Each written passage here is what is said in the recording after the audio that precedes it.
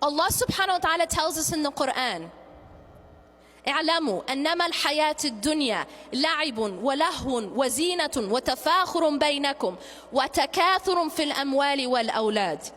Know that the life of this world is play, amusement. You know what's very interesting about this ayah?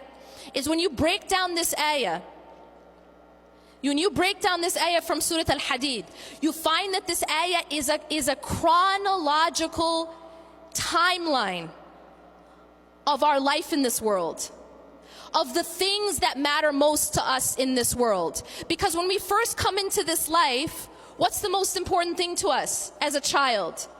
It's play. If you want to get a present for a little child and you drop $1,000 on an Armani suit, they're really not going to care. But if you spend 50 cents on a rattle, they'll be happy. And this is because what matters most when you first come into this dunya is just, I want to play. لعب. اعلموا أنما الحياة الدنيا لعب ولهو. And then you get a little bit older and now you're kind of like in late elementary, middle school. And now the most important thing to you, anyone who has people in that age, any children in that age group, what's their favorite thing to say? I'm bored. And the reason for that is because at that age, they want to be entertained, constantly stimulated and entertained. And that's because at that point, the most important thing to them is entertainment, amusement. This is called lahu in the Quran. And Allah says, after la'ib, He says lahu.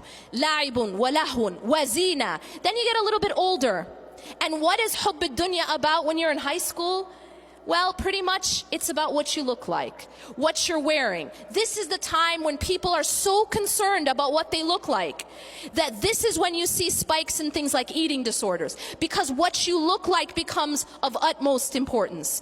And so here Allah says zina. Zina is adornment, looking good. لَعِبٌ وَلَهْوٌ وَزِينَةٌ وَتَفَاخُرٌ بَيْنَكُمْ. Now you get a little bit older.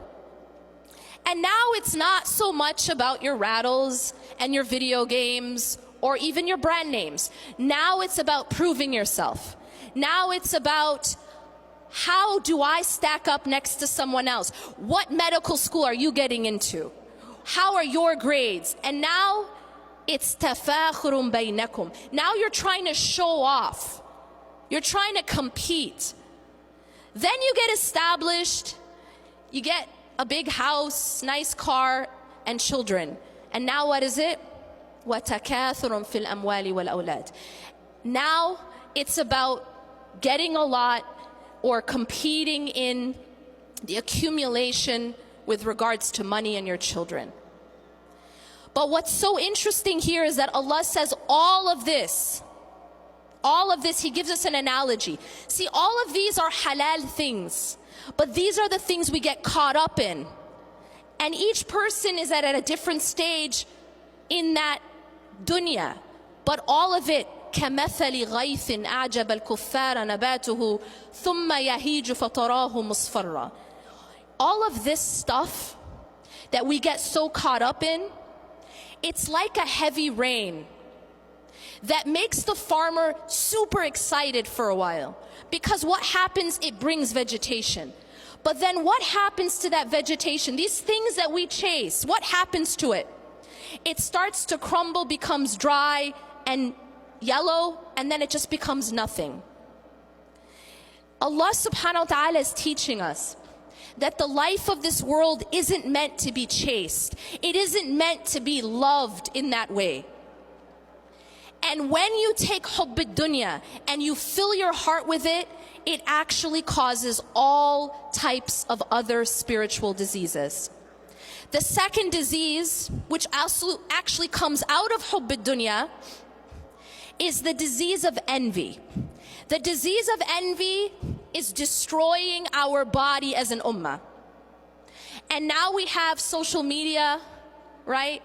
So that we can really express this disease. And the reason why we have the disease of envy is because we have lost focus of what matters most. And so our competitions and our comparisons are all about dunya. What does that person look like? What is that person wearing? What kind of car do they have? What kind of house do they have? And so our comparisons are all dunya, dunya, dunya. We've lost sight of what actually matters. And what is the cure for these diseases? Well, the first disease of hubb ad-dunya. The disease of hubb ad-dunya is to refocus on the final home. I mentioned this earlier. Every single one of us are moving. And anyone who's ever moved before knows that in order to move, you have to furnish the home you're moving to.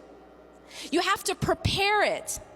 Every single person is moving into their grave. And that's without a shadow of a doubt. But the question is, have you furnished that home? Some of us are going to get to that home and it's going to have no furniture. Some of us are going to get to that home and in fact it's going to have been burnt down. And so the question becomes not whether or not we're moving, it's how does our home look once we get there? And so the cure to hubb ad-dunya is what Allah subhanahu wa ta'ala says, Ya ayyuha alladhina amanu taqullaha wal tandur nafsum ma qaddamat lighad wattaqullah. O you who have believed, have taqwa of Allah, be conscious of Allah, and let everyone know, let everyone be aware of what they're putting forth for tomorrow. Plan for that home because you're going there. The question